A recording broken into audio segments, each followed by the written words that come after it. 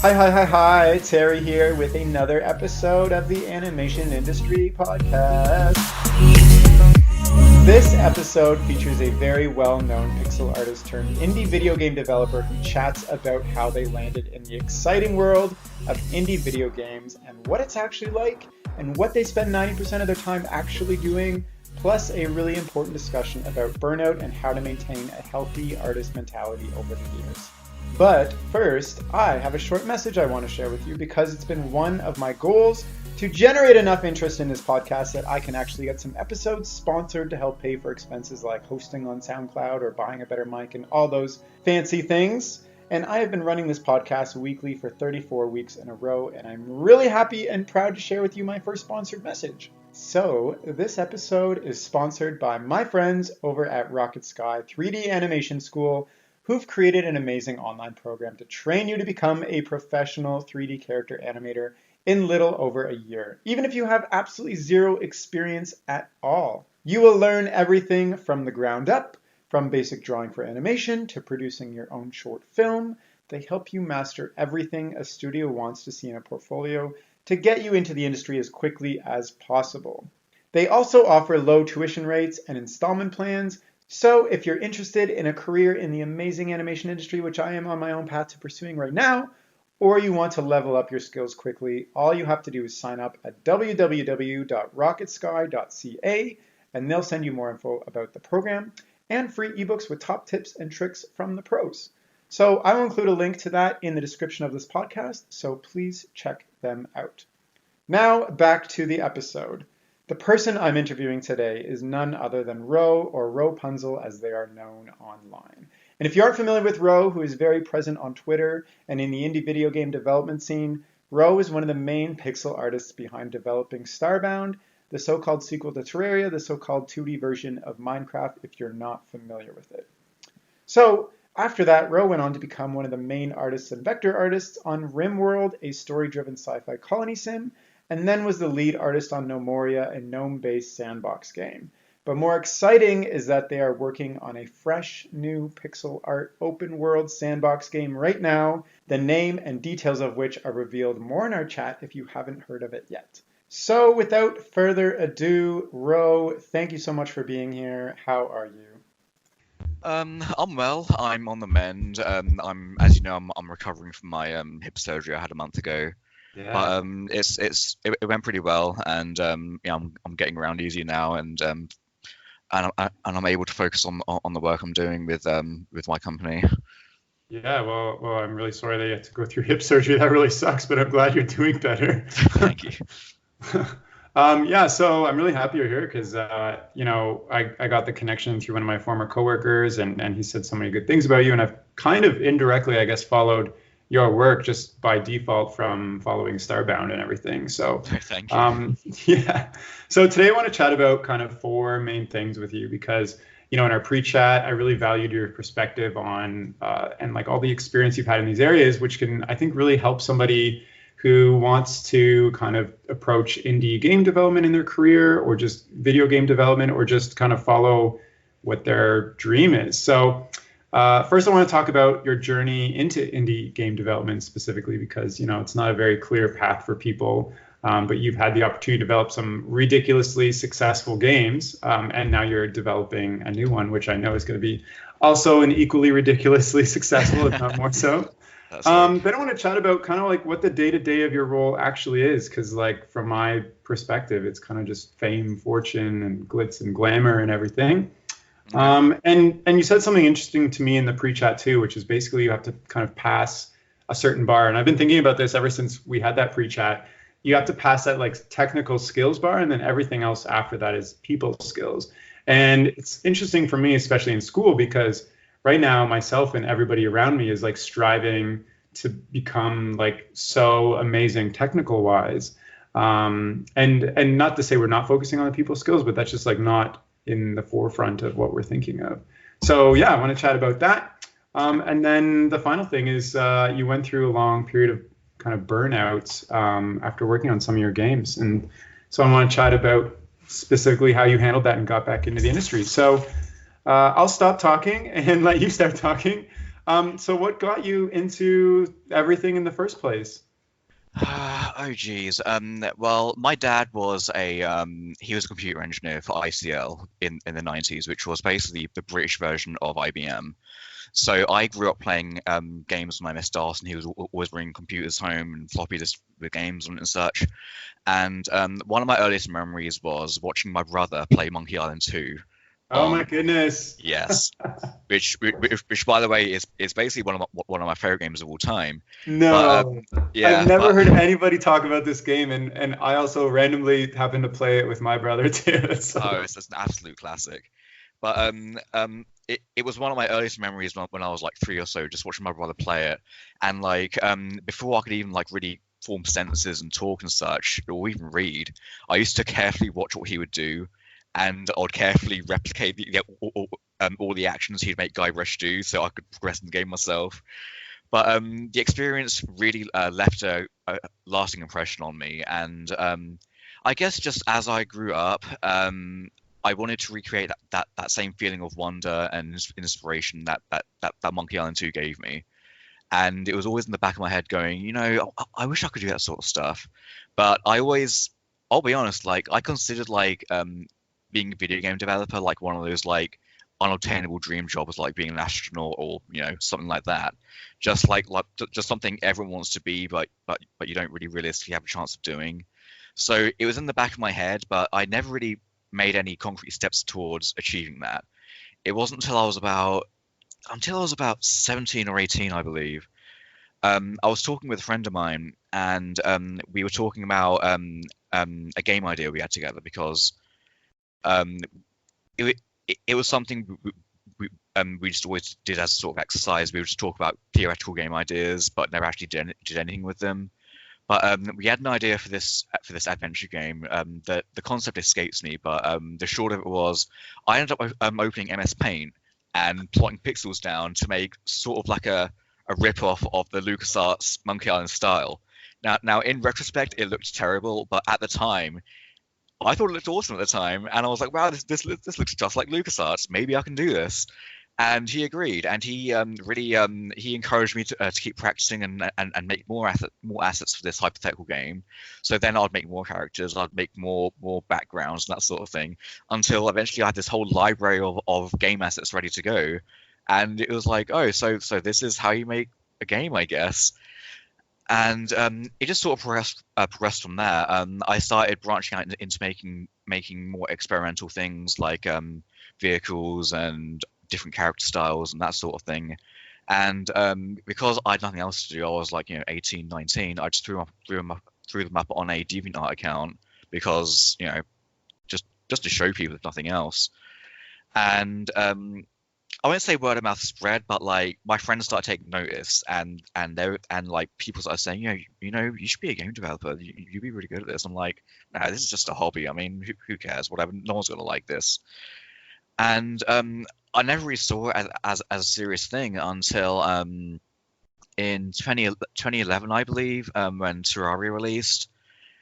A friend of mine was in the Terraria IRC channel, and he saw one of the developers there mention that he was looking for an artist, and he immediately came to me and said, "Hey, Ro, this guy's saying that this guy who made Terraria is saying they're looking for an artist." So my immediate assumption is, okay, well, they've just released Terraria, it's blown up, so they must be looking to expand the team and to move on, expand the game with. So I got super excited and I almost backed out of it because I was like, no, surely millions of people are going to be contacting this guy. Why would he care about me? But my friend said something to me which left a lasting impression. He said, "Well, what's the worst that could happen? He'll say no, and that's it, and you'll be on your way." And I thought, you know what, you're right. So I sent him. I got in contact with him and sent him my DeviantArt, and he was somehow impressed.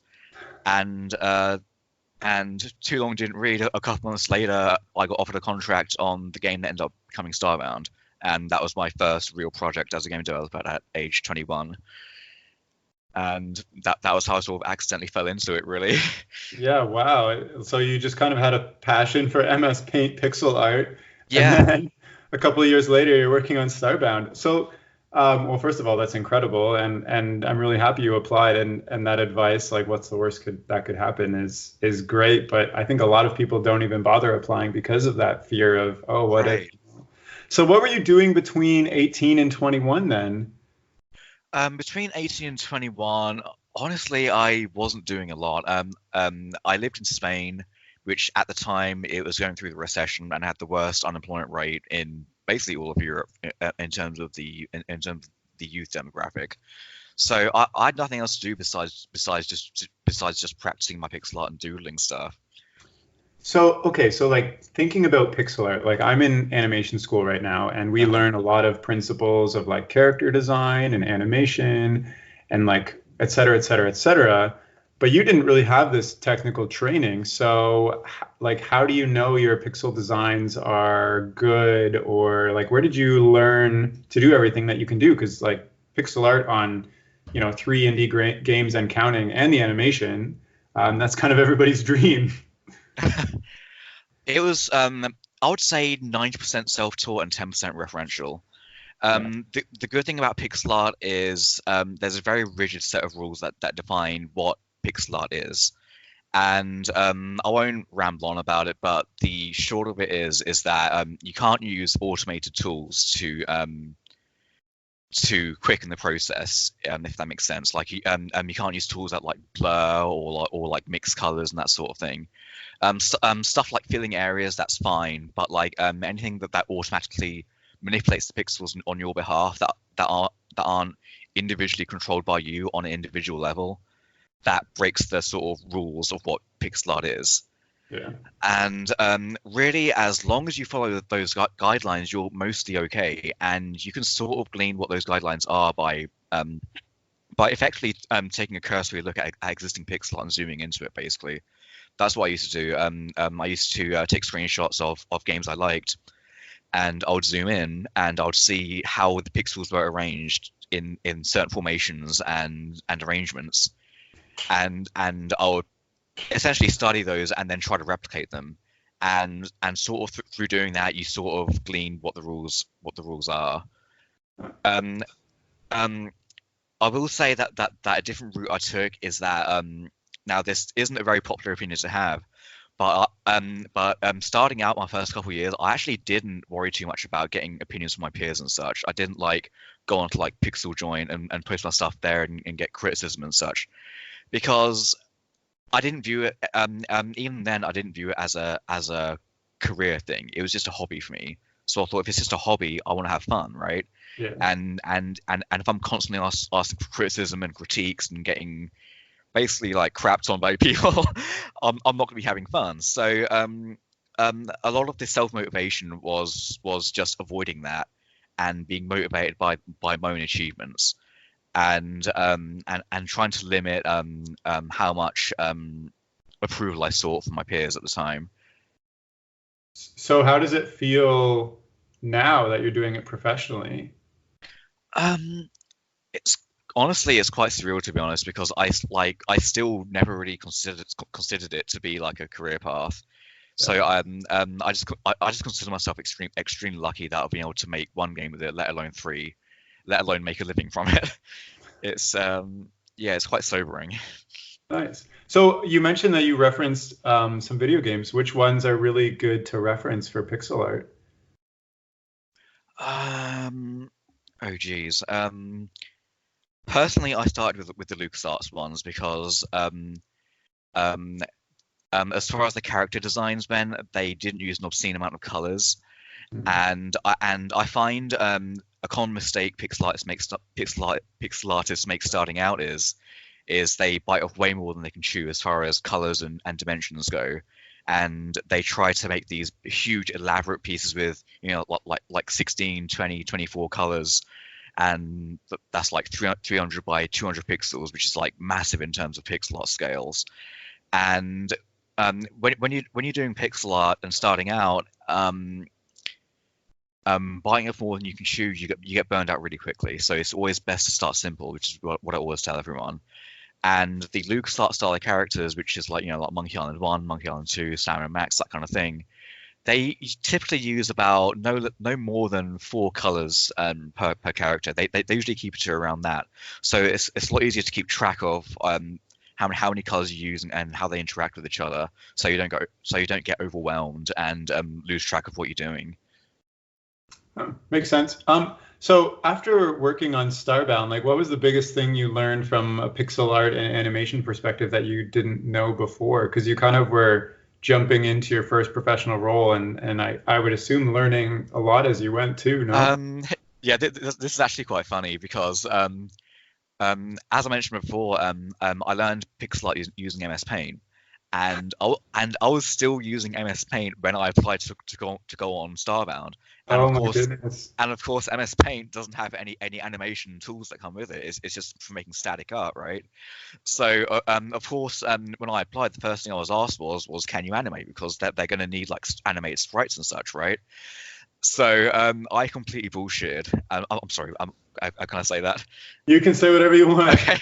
I totally bullshitted my way and said, "Oh yeah, I've got some animation experience," which wasn't technically a lie. I had experience with Flash animation from before, but that was just like simple, like, you know, tweening objects around to resemble stuff. It wasn't like hardcore keyframed animation.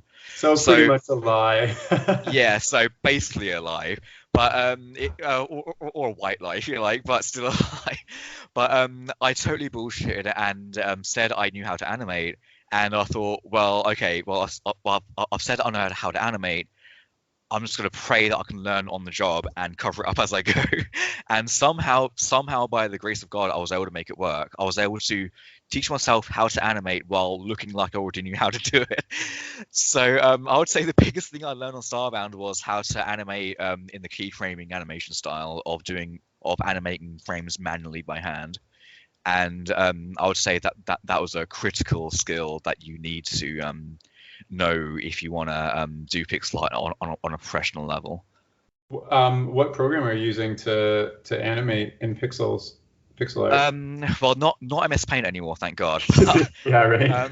But the one I use isn't that much better. It's a program called Graphic Scale. It's a somewhat obscure Japanese-based program, but it's been like loosely translated into English, which makes for some pretty funny English happenings when you're using it. But it's very simple. It's very low memory, so it means that if I've got an idea, I can just open it up and it's instantly there in 2 seconds. I'd have to wait for it to, I'd have to like wait 5 minutes for it to open like Photoshop, like some people do.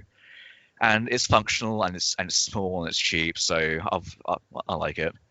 Nice. I've tried my own hand at pixel art when I was also in MS Paint when I was younger, and it wasn't exactly for me. Yeah. But I'm just thinking now, like if somebody is interested specifically in pixel art, like what are the opportunities? What does the marketplace look like right now? I will be honest, pixel art is a very saturated marketplace. Mhm. Partially because it's easier to get into. It's easier to get into than other mediums such as like 3D and such. 3D has like a much higher I won't say overhead, but like a sort of like um startup if you will to get proficient at it. Yeah. Whereas pixel art, it's a lot easier to get up and go with that. So there's a lot of good pixel artists on the market, but there's very few great ones, if that makes sense. Okay. So, what are the opportunities like from, is it video games only? Like, are there a lot of video games using pixel art right now, especially indie ones? There are, yeah. There's a lot of indie games that call for pixel art because it's sort of a timeless style. It's never really gonna go out of fashion. People always relate to it. People always find nostalgic. So there's always gonna be people who find pixel art cute, so to speak. So Yeah. there's always gonna be some demand for it. Yeah. Okay. So, what you mentioned, there's a lot of good pixel artists, but not a lot of great ones. Yeah. From your perspective, like, how does somebody become a great pixel artist? Like, how do you tell the difference?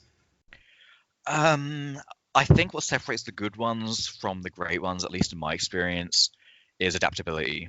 A lot of pixel artists tend to they tend to gravitate towards one style, and they get good at that and just stick with that. Like some pixel artists are only good at doing NES style graphics. Some pixel artists are only good at doing like elaborate high definition style things. I find what really separates the good from the best are the ones who are adaptable and can change their abilities to match whatever style they need to do. Okay, so if I'm putting together like a portfolio for pixel art, I want to show that I can maybe mimic a bunch of styles, or like I can show that I'm very adaptable in what I'm creating. As a rule of thumb, I would say, as someone who hires pixel artists, I would say that's what I'll be looking for. Yeah. Oh, nice. Okay, fair enough. Yeah. So maybe we should talk a little bit more about your current role. So you're currently developing an unnamed game right now at Igloosoft. How did that come about? Oh geez. Last year, basically, I'd been burned out from the industry for like 3 or 4 years at that point. Yeah. And I just kind of had a stroke of inspiration, and I started drawing mock-ups and tiles of the sort of game I wanted to make, and that became it sort of snowballed, and it became, oh, okay, well, I've got these assets, so maybe I should find someone who can do something with these assets. So I started finding other artists, I started finding other coders, and it just slowly became its own thing. And then it was like, let's see where this goes, and see if we can make a thing out of it. And then the next thing I know, I'm registering a company and going official and all this stuff. And yeah.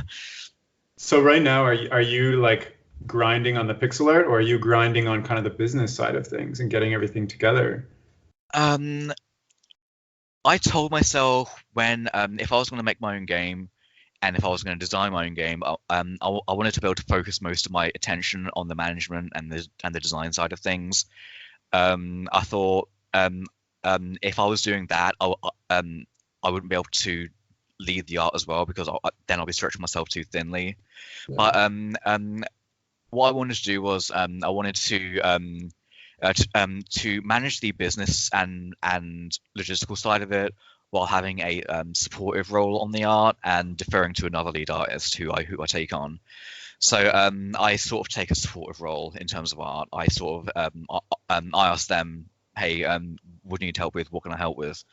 And I'll just help them with whatever they need. Makes sense. So how did you actually kind of get the ball rolling? Like, you are one single artist, and you said you've kind of amalgamated a group of other people and coders and developers and artists and stuff like that. Mm-hmm. Is it just because of your experience working on your past games? Like, you had a network already kind of made? Yeah. With Starbound in particular, because it was such a big game, this is actually kind of a thing that's going on right now, actually, that there's a bunch of news stories about it. But we had a lot of what we called contributors, who are basically slave labor. They didn't get paid, but they were sort of tricked into working on the game for free. And just for posterity, I didn't agree with it. I didn't condone it, but I used the opportunity to network with them and say, hey, after this game, I would like to work with you and pay you this time, and do something proper. And basically, when I started looking for artists, I had their details and I hit them up, and they were more than happy to work with me. Wow. So is this, if you don't mind me asking, is the funding for this game so far kind of coming from you, now that it's like very in the development stages? We're working on basically a deferred payment schedule. We're all on revenue share. And we have the game divided up into phases of development, so we can release the game in installments and use that to generate capital to pay people with and spur further development with. Makes total sense, and I like that. I like the model too, because if the game goes big, everybody gets rewarded. Right, exactly. Yeah. So, well, I guess speaking of people, how many people right now are currently working on this new game? Currently, we have about 8 or 9 people, I believe. Oh wow. I think 9, yeah. Wow. 4 of those are coders, and 4 of those are artists, and then there's me. So in the intro, I mentioned that there's kind of like a bar that you have to Right. pass from talent wise, and then the Okay. rest is people skills. And so you're kind of working like full time on a new Yes. indie game. So I would assume that like the people skills is very important. But Um. like art is also very important. So Right. how did you like? I guess what were you looking for in the people that you reached out to and hired specifically? Like when you reached out to somebody, why were you excited to work with them? Um. Okay. Well. For this to answer this, I have to go over to my experience on Starbound, which was on Starbound, the people that were hired purely on ability. Not much thought was given into how they get along, how they gel together, how they operate as a team. So in practice, you had all these people that were individually extremely talented, but they all couldn't stand each other and couldn't work with each other at all. And the result, in my opinion, wasn't good. Yeah. And that was the main takeaway I took from Starbound and from a managerial perspective.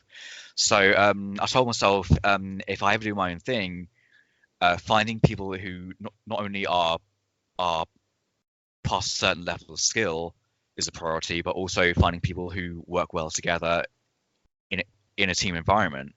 And that was my criteria for choosing who I chose to work on the game. And that was why I was so excited because I'd worked with all these people before, so I had some idea of the quantity they represented, and I was able to tell that that they had the right attitude that I was looking for and would work well together.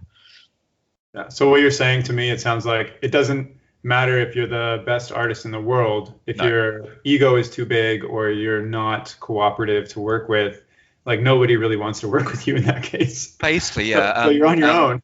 Exactly. Something I always say is any skill can be learned. Any skill can be improved on, but it's a lot easier to learn a skill than it is to unlearn a skill, like being an arsehole. So Being an asshole is a skill. you're right. Well, I wouldn't say it's a skill. It's more of a habit, but it's hard to unlearn. It's harder to unlearn being an arsehole than it is to improve at something. Okay, so let me ask you this: like myself as an artist and trying to drastically improve my technical skills, how do I also have the self-awareness to know when I'm, developing bad habits that can lead me down to not work with people because they don't want to work with me? Like, Um, how would you know yeah, when how people do I don't have the want to work with you? self-awareness that I'm being bad to work with, I guess? Um, as soon as you start putting your own feelings ahead of the project, ahead of what you're working towards, as soon as you start saying, "I don't care whether it's good or not. It's about how I feel." Mm. That's typically the tipping point for where you start becoming the toxic person. Yeah, I In guess my that makes experience, at sense. least. So it's like when I stop putting kind of the team's efforts and stuff above what I'm producing, and Right, start. like as soon as you start developing bad habits, like viewing your coworkers as competitors, that's an extremely toxic habit to have. Uh, As soon as you start getting jealous about other people getting praise and other people getting assigned tasks that you wanted, that sort of thing, it's a very slippery slope to becoming the toxic person no one wants to work with. yeah, I feel that. I mean, I've definitely felt competitive and jealousy before, and I feel like it's tough when you're in the art, like in an artistic environment, because Right. art is such a personal thing that you develop. But at the same time, when you're working on a project, like I think what you're saying totally makes sense. So yeah, there's one more thing I kind of want to chat about with you, and that's the whole burnout issue. Yeah. So I've chatted with some people who have totally burned out, and like there are people who I've heard of like quit animation school or just gotten out of the industry because they go so hard. And that's one of my fears too. Like I went really hard this summer in the stop motion studio, and like by the end, like kind of sprained my shoulder and like had all this stress build up, and so now I'm Yeah. learning to Geez. avoid that. Right. So with you took like years of break. So can you kind of share how you, or like why you burned out and how you got out of that and what you learned through all of that? Okay, well, you can probably tell from the way I talk about it that Starbound was a, I guess, traumatic experience for me. It wasn't, it I wouldn't describe it as a positive experience for me. It was good on a financial level, but it came at a great cost, and the cost was the burnout and basically killing my desire to do art for the foreseeable future. Yeah. It was just a very toxic environment, and I felt like I was beating my head against a wall, and I didn't feel appreciated. And I was there for 3 years, and the circumstances I left weren't very amicable, and I was heavily distraught at the end of it um, in a way, like I viewed Starbound as sort of like my baby, really, and I was ready to commit to it indefinitely, and then suddenly I was having to leave after 3 years. So I was heavily distraught and somewhat bitter and upset, and especially with the way it all went down. And just after I left, I sort of had a trauma reaction. I just couldn't open my old art programs without just hearing like the sneering voices that I was used to, and that sort of thing. And I just thought, well, I've made a chunk of money. I can take some years off. Why not? I'm fortunate enough to be able to do that, which I can't say many people are, but I was able to, and I was able to take 3 or 4 years off and use that time to sort of heal and do a lot of soul searching, really, about my experience on the game and what I could learn from it and what I wanted to do moving forward. And um, by 2018, I was sort of it was sort of wearing off. I sort of resolved a few things, and I was able to open up my programs again and start doing what I was used to and start getting enjoyment from it. But that was really the biggest source of trauma, was that I had always enjoyed doing pixel art. I'd always enjoyed making games, and Starbound sort of, I felt, robbed that from me. It took that enjoyment away from me, and it sort of like left me without anything to express myself with. And just being able to sort of will myself back into that, it was very liberating, and it felt like I sort of like got my mojo back, so to speak. That's good, and thank you for sharing that. I know experiences like that are tough to share, Right. and think about, but that happens for sure. So thank you. So what is something that you, I guess, learned about yourself in those 3 years that you took off, because you went from, pixel art was a hobby to a profession, then finding something that you wanted to continue indefinitely, and then having that thing killed. What Yeah. was that thing that you learned about yourself in all that time? Something I learned about myself was that one of the biggest things was that I wasn't totally blameless. There were things I could have done better. Let's bear in mind I was 21 when I started on Starbound, so I was extremely young, and it was my first project. It was my first time ever working on a team. I was incredibly defensive. I wore my heart on my sleeve. I was bad at leaving my emotions at the door. I wasn't used to. I wasn't really exposed to working in a professional environment, and this is a problem that I still encounter now with a lot of other pixel artists and hobbyists that I work with. But just being able to put my emotions to one side, that was what I learned about myself. Um, I I learned how to act more professionally and carry myself in a more composed and helpful way that's more constructive for everyone around me. So, but you still have those emotions, right? Oh, absolutely, yeah. Because right, I'm still of course passionate about what I do. It's just I'm a lot less quick to act on those emotions. Nowadays, I'm not. I've tried to keep myself a lot more mellow, and I'll sort of like if I see myself getting too annoyed, too frustrated, I'll take a step back and go, okay, I need to take a break for a few hours and then think about this later. Whereas before, I would have been more inclined to just go in guns blazing and yelling and shouting and saying, "I want this, and I want that," and that sort of thing. And Oh. it's not helpful. And it was a lesson that I had to learn in order to move on with my own gaming studio. Wow. Well, yeah. I mean, that sounds like you did a lot of reflecting. What was the moment that re-inspired you to get back into this? I think I can't pinpoint it to an exact moment, but Starbound it officially released in July 2016, and that was supposed to be the big, this is, this is what the game's always meant to be. This is completed, whatever. And it was sort of underwhelming. And I took a look at it and I thought, is this supposed to be the best that the genre has to offer? This is supposed to be what Terraria in space was going to be. I thought no, like I thought I could do better than this. And then my next thought was, well, why don't I? And that just sort of spurred me on, and I kind of went from there. Huh. So just I guess the event of Starbound being released, and you had already, I guess, spent a lot of time self-reflecting Yeah. and seeing that release be more underwhelming than you expected, kind of reignited your passion. I think that's great. Right, because part of what sold me on the concept of Starbound was that it was presented as this giant canvas that I could apply myself to and basically make the ultimate game that I wanted to make. And over time, over the years, that slowly got chipped and taken away until I was making a game I didn't want to make. I was making someone else's game, but I still held on to those ideas and inputs that I had. So I thought, they didn't get used, so why not use them now for my own thing and do it the way I wanted to? So is this new game that is not named yet the thing It that? actually is named. Oh, It's called Outworlder.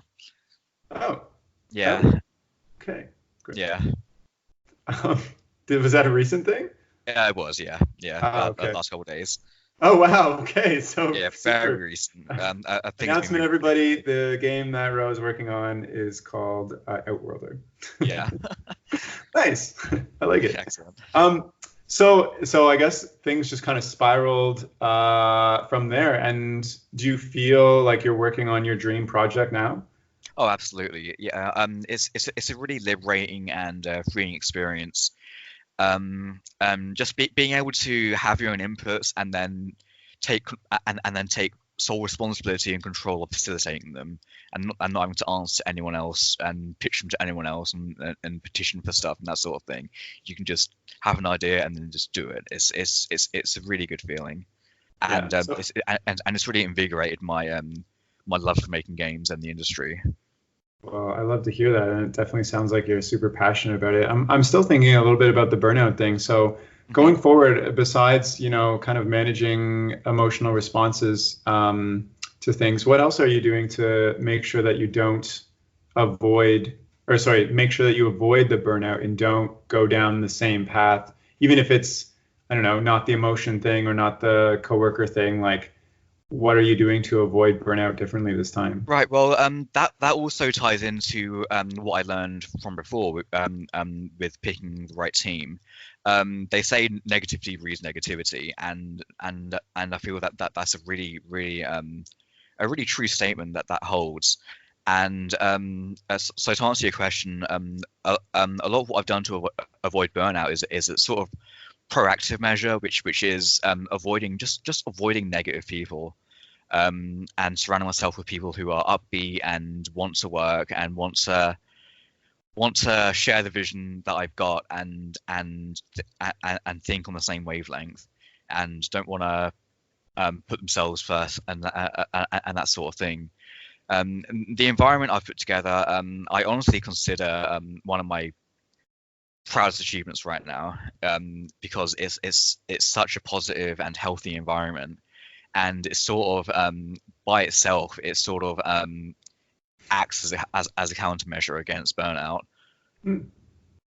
So is everybody working remotely then? I'm Yes, assuming. And so yes. how do you actually interact? Are you interacting with these people on like a daily basis over Skype or something? We interact over Discord. We use Discord to coordinate our tasks and that sort of thing. We also combine that with Trello to catalog our tasks and checklist things and that sort of thing. We also have weekly scrim meetings to basically say, what are you working on? Do you need help? Is everyone okay? That sort of thing.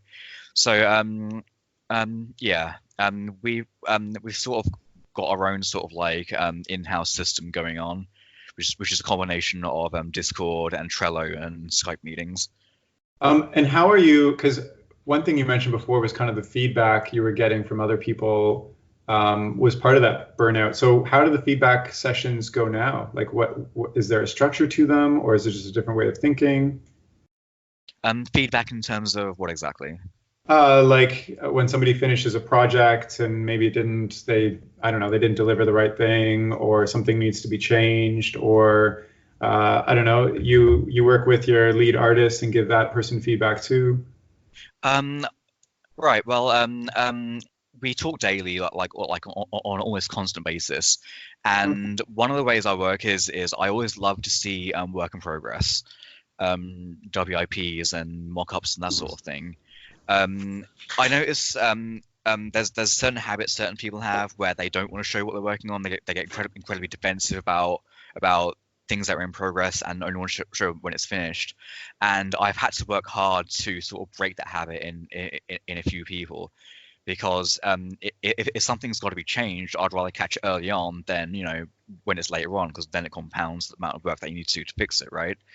So we're always bouncing ideas off each other and showing each other what we're doing and where we're going. So that there aren't really many situations where I have to go, okay, you've got to redo this whole thing. This isn't working. It's always done on like a sort of incremental basis, where we're always checking in and saying, does this work? Does this not work? Does this work? That sort of thing. And I find it works for us, and they seem happy with it. So yeah. Nice. And well, I think that's great. You're kind of rebuilding the team kind of that you want from the ground up. Yeah. Yeah. And I'm really happy that things are, you just released your name. What's the next big step you're excited about? The next big step I'm excited about is I've split the game up. I've split the game up into modules so we can release it incrementally. And the first increment is due to be released before the end of this year, and we're actually ahead of schedule for it. So I'm super excited about that. Amazing. So Yeah. We can look out for that super soon, I guess. Yes, ideally.